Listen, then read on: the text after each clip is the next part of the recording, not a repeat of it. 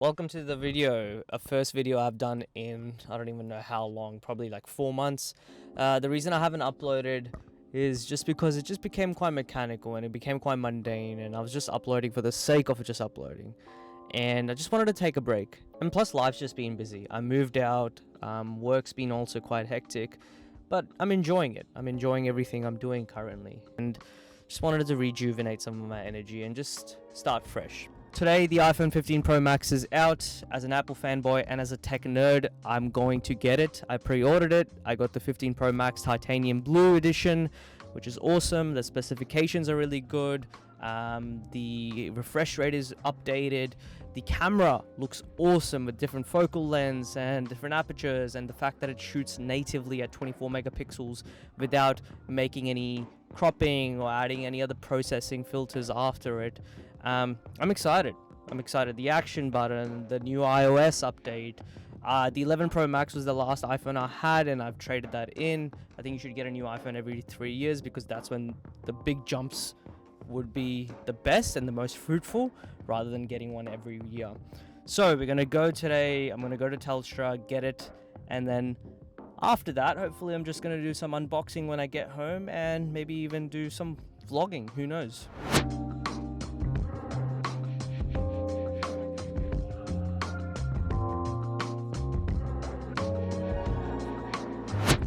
Okay, so there you have it. I finally bought the 15 Pro Max. Right off the bat, I can already feel the weight difference, and compared to the 14 Pro Max or even the other older iPhones, this is much lighter. This is due to the titanium that Apple has cleverly used, and it just feels nicer. The bezels are much smaller as well, which allows for more of the screen to show around the edges. If you compare it to the old phones, it doesn't show it like that much, at least. My first impressions is that obviously much faster compared to an old iPhone. This is due to the A17 Bionic chip that Apple has used. I've just put my partner's case as the case that I ordered from D brand is gonna come in October, and her iPhone has not arrived yet, but she bought a case earlier. So this is the nice clay case from Apple, the silicon one. Feels really nice, but not the one that I'm going to be keeping. Refresh rate much smoother. I can already tell. 120 hertz. 144 is my computer PC, compared to 60 hertz in the 11 Pro Max, so it's twice as fast and twice as smooth. Now, Apple claims that the A17 Bionic chip is much faster, and the GPU is supposed to be next level, especially for games that you want to have ray tracing on. I feel like Apple is now trying to infiltrate the Switch market or any of those handheld portable gaming devices, and it's a smart thing that they've done it.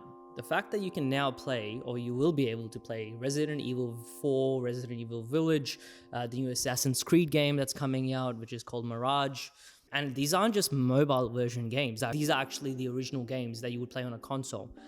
Yes, on the phone, you'll be only able to play at 720p at 30 frames per second, but that's pretty crazy for a phone.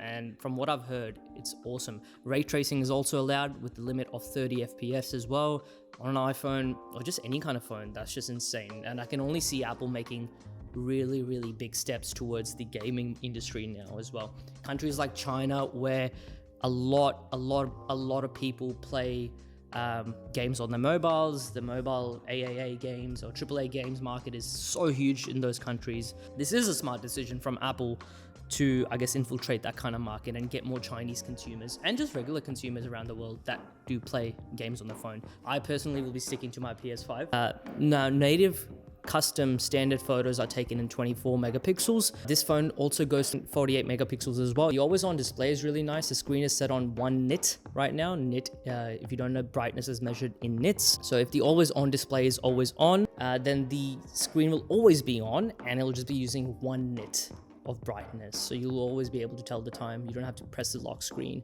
and see what the time is. I don't know if I'll have this feature. I have heard that it does affect battery health a little bit, and yeah, I'm stingy when it comes to battery, especially with the 11 Pro Max. I had such a good experience with that phone when it came to battery life.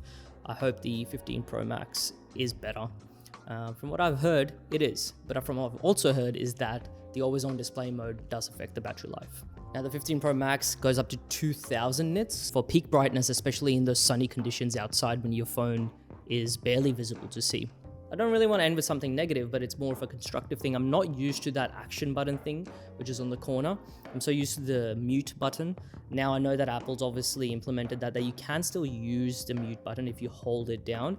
And the haptic feedback is really nice. It kind of gives you, and you can infer whether it's been muted or not, especially if it's in your pocket. You don't have to actually take your phone out and see whether it's been muted. So it's really cool. I'm just not used to it. Just before I was trying to put it on silent and I was trying to like flip it back down and I couldn't do it. And I was like, oh, wait a second, this is not how you actually do it. But so far, this is my first review of the phone so far. Might do go out and just take some shots, do a bit more videos, do a bit more reviews, and spend some more time with it before I come up with a kind of conclusion. But so far, this is the 15 Pro Max.